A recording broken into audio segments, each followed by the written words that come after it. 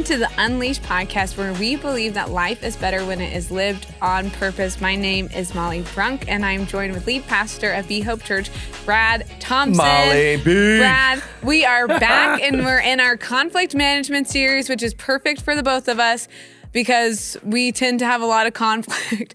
Nice conflict. I think we have great conflict. Yeah. I it's not deep conflict. I think between the two of us, you're probably the one that I think I do it the best with. I appreciate that. You know, I feel like I wear that badge proudly. So I will take that. But we are so excited to hop into another episode within our conflict management series. But we always start with the fumble of the week moment. And this one is one of my personal favorites of you. I wasn't there, but the image of it is like vivid in my head. Will you tell us about the fumble moment? Yeah, it wasn't a proud moment in my life, and I think I've shared this at one point from the platform during a message, but when I was first a leader, as a lead pastor, had a new staff, new people we were onboarding, and I'll never forget, let me just be clear, I came to a church where they didn't have a staff, and I asked first day, when is our staff meeting? And somebody said, when we have a problem. And I said, well, that's a problem. And so we started having staff meetings, and we built a wonderful staff and a group of people. But there was one day I had been asking for weeks for this whiteboard to get put up on the wall because it was our hospital whiteboard. Mm-hmm. Like people knew the schedule, where they were going, where the room was. And for weeks and months, I got excuses as to why it couldn't be hung on the board.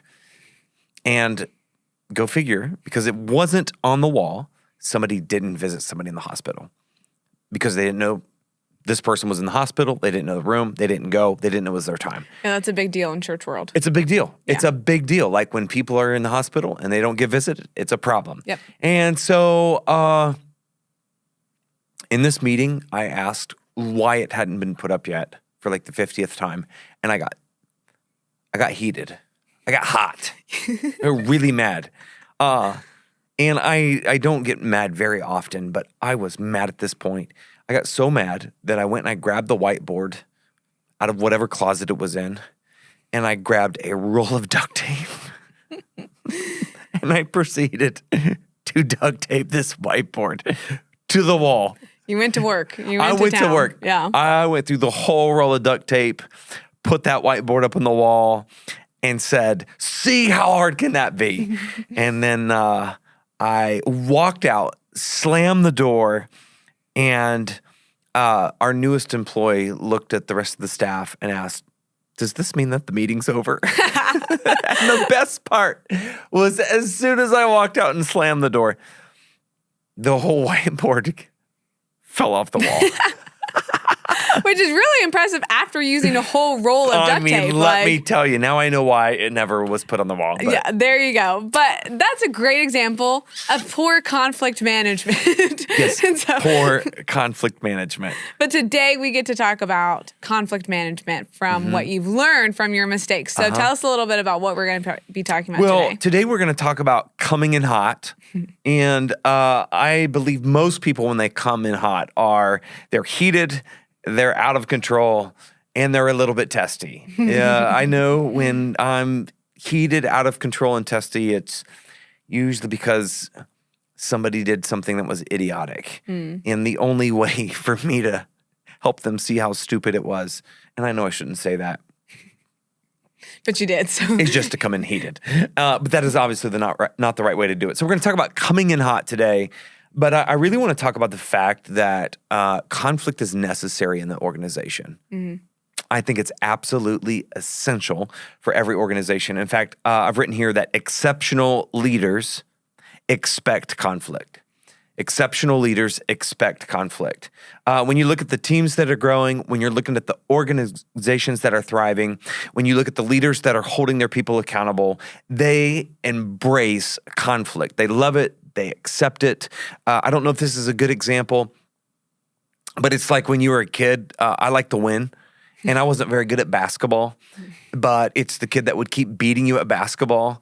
but you wanted to win so bad and you wanted to learn how to play it better that you just kept coming back for the beating, right? And I think in many ways, conflict does sort of the same thing. Mm-hmm. Like, it's painful, it's hard, it's difficult, but man, it grows you in ways that's needed. I'll give you one more example, is having a conversation with a friend the other day who just has a new boss. And he was sharing with me that I said, how's it going with the new boss? And he said, well, he's very direct. He's very firm. I don't always agree with his decisions, which means there's probably a little bit of conflict. Mm-hmm. But the one thing I loved was he said, I love that I don't have to question where I stand and what his expectations are of me. Mm-hmm. But it takes conflict to get there. Yeah. And so that's really what I want to talk about today. Exceptional leaders expect conflict in their life and really in their organizations. Yeah, that's really good. So what's at stake when we don't have conflict within our organization, within our relationships? I'm going to say it this way. Conflict avoidant people, they kill progress. Mm-hmm. They absolutely kill progress. In my notes, I had, in quotations, not leaders. The reason I'm called them people is because conflict avoidant people are not leaders. Mm. They kill progress. If I could give this example, I am not a marriage counselor, but as a pastor, one of the things we do is we marry people. And I've just had this rule that if I'm going to marry you, then you will go through a minimum of 8 hours of pre-marriage counseling with my wife and I, with Janelle and I. And I don't do it as much now because our campus pastor, AKA your mom, Pastor Sheila Sloan, does an amazing job of it, which I'm grateful for. But before, I would have couples come in, and it was amazing to me. I say, "What do you want your marriage to look like?" And they would say, "Oh, I want our marriage to look like our grandparents' marriage or my parents' marriage." And I would ask, what did you admire about their marriage? And they would say, man, in the 50 years they've been married, they've never had a fight. Mm. And I would just stop them and say, you know what? I bet they had a pretty sucky marriage. Like, you cannot have a great marriage without conflict. Mm-hmm. Like, I bet if you were to peel back the layers of their marriage, you probably had somebody who was dominant and somebody who was unheard. Mm. You probably had somebody who always got their way and somebody who felt like they were just the next stepping stone to whatever they wanted. And so we always said, show me a marriage where there's no conflict, and I will show you a marriage that's completely unhealthy. Mm. And the point being, like, they could have been married their entire lives, but there's no communication, there's no moving forward. It's extremely unhealthy. And so people who are conflict avoidant kill progress. They kill progress. Yeah. No, that makes sense. A harsh way to put it in your marriage counseling sessions, but it makes sense what you're saying of, like, conflict is a sign of health. I think good conflict is a sign of a healthy marriage. I think there's always extremes that then becomes unhealthy when there's so much conflict, there's little relationship. Absolutely. And just to go back to your question, like, what's at stake? I just want to talk a little bit more about avoidant conflict people, not leaders, people. Mm-hmm. Because here's some things that I think you'll see with avoidant conflict people. They think that they're keeping the peace when they're actually creating more tension. Show me an avoidant conflict person, and you'll see a leader who deflects responsibilities and decision-making. I would guess they typically blame poor results on other people and leaders. You'll find that they lack direction and they're indecisive. I think conflict avoidant people on their teams, there'll be a lack of vision. Because every time you cast vision, not everybody's going to buy in. I think you can get people there, but if it's a good vision, as we say, a good mission or a good vision, it will repel people. It'll compel people. It will repel people. And conflict avoidant leaders or people, they can't cast vision with people saying no. I mean, it's too hard for them to handle. I think the other thing, too, is they're likely frustrated because they've accepted the culture they've set because they didn't want to pay the price of pain that conflict requires. I think if you show me a conflict avoidant person, you'll see teams that are sideways. You'll see a team that has no expectations. You'll see culturally they don't get it. You'll see bickering and stalling relationships. And And that's why I talk about, man, if you're going to be an exceptional leader, expect conflict because that's where the growth begins to happen. Yeah, no, that's really good. And so is there a difference between fighting and conflict? That's a really good question. And I don't know if I have the right answer. Molly doesn't always ask questions that pertain to my notes, but this is a really good one. It's just what I'm thinking about in the moment. That's good. On the top of my head, here's what I'm thinking. People who fight are only in it for themselves. Like when you think about a fight, a boxing match, this is just the example that comes to mind right away. Mm-hmm. Like when I watch a boxing match, a fight, I don't watch it to see a tie.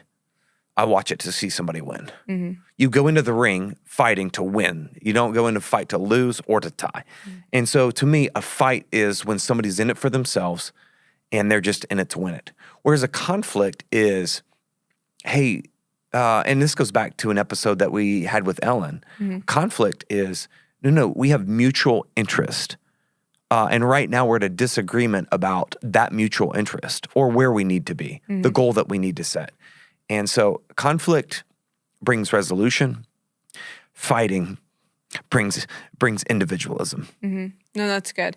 So why does this matter? I think it matters because this is my thought on this. I believe that healthy conflict is the true innovation for better outcomes. I kind of like that definition. He said, that's good. I don't typically like my own stuff, but it's like, I think conflict is the true innovation for better outcomes. Outcomes meaning like better employee performance, organizational growth. I think it cultural creativity, and it builds meaningful relationships. I think those are the outcomes we're talking about.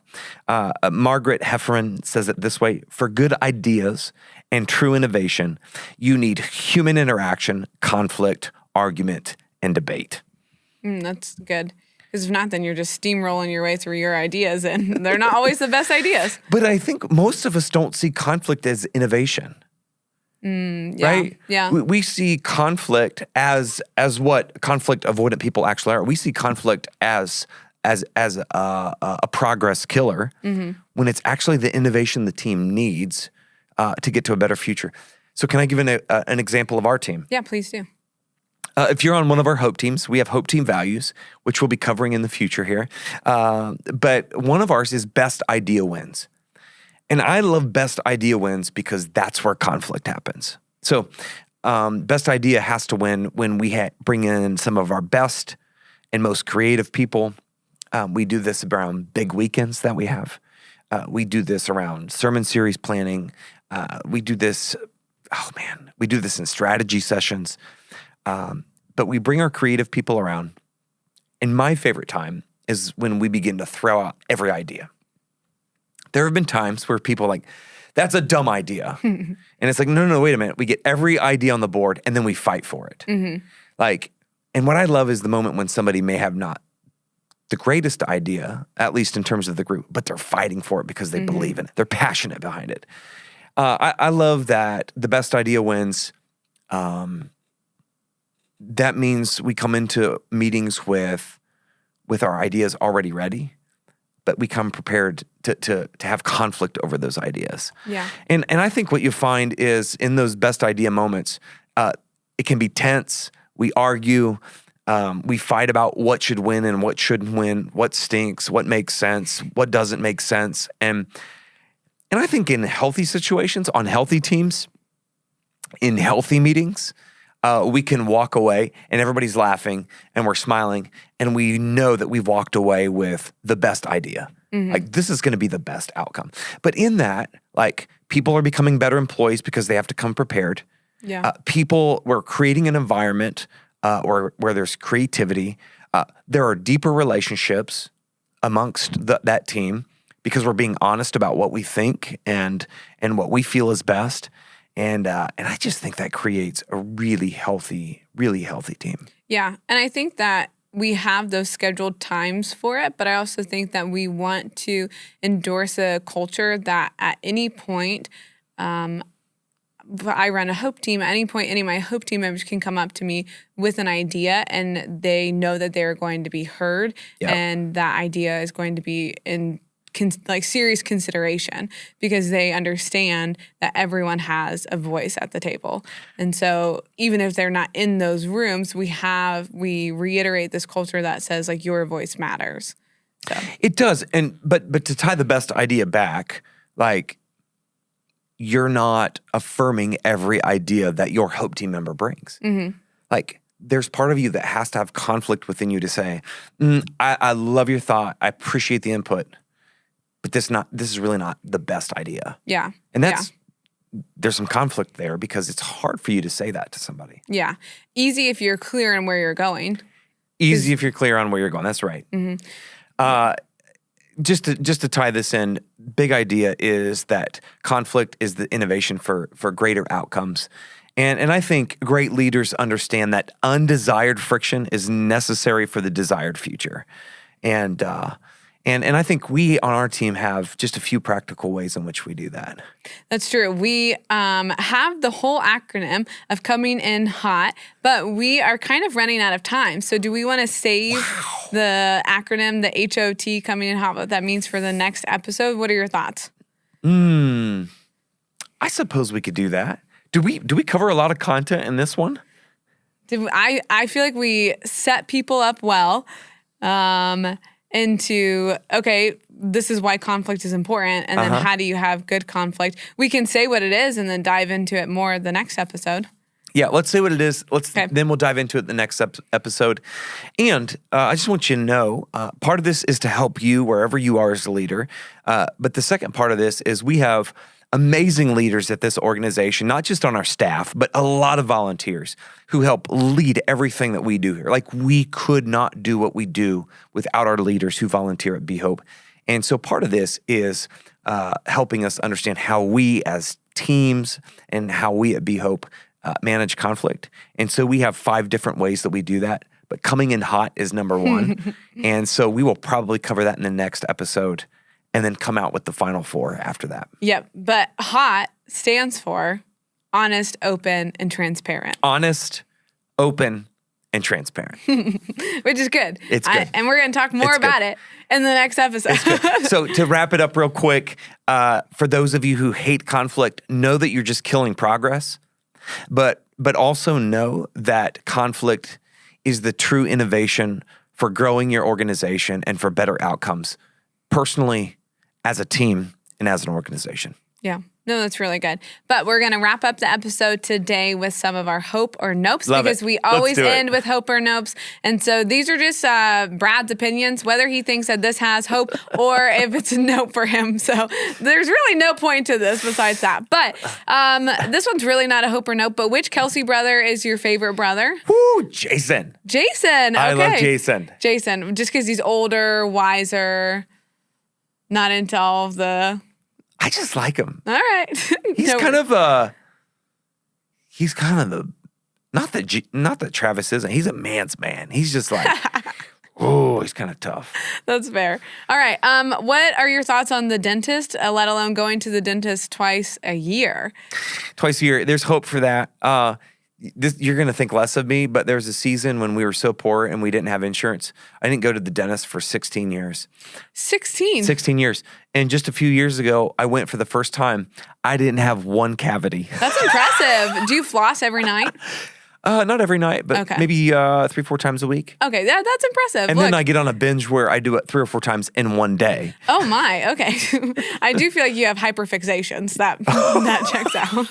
Okay, and then the last one is Mike Vrabels, who is the Tennessee Titans coach, and he got fired after being 9-8. And all of this information is being fed to me. I do not know this, so this is good news. He shouldn't have been fired because he's a great coach.